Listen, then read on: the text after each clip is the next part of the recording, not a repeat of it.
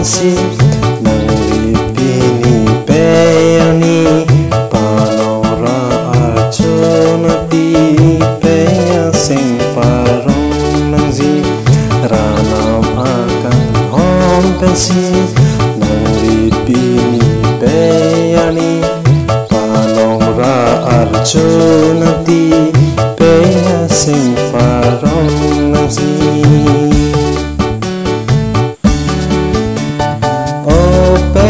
Kang hom, kang hom, nó silong ji pe nang som. Kang hom, kang hom, rhythm and beauty yang bong long le tet lo pe nang som.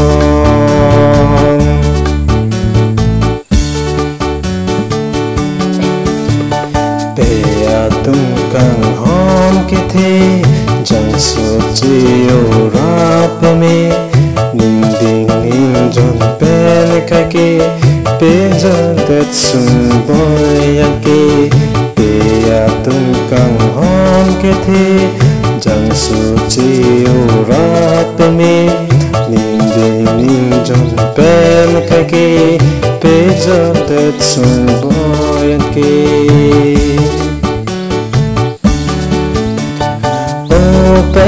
Kang hom, kang hom, nát silong chi pe nang som.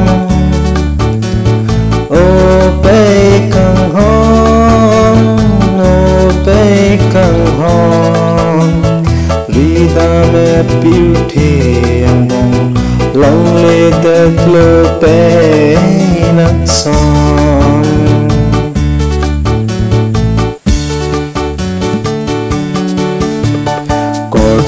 Injil doan ke kithumia kling nang phan arjo nang peya pharman ranham di pahir menang rak injil doan ke kithumia kling nang phan arjo nang peya pharman ranham di pahir menang.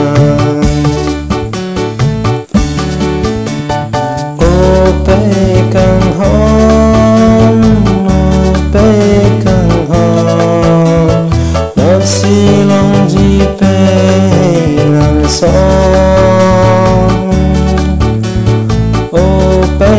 Kang hom, kang hom, rhythm and beauty yang bong long le tet lo pe nang som.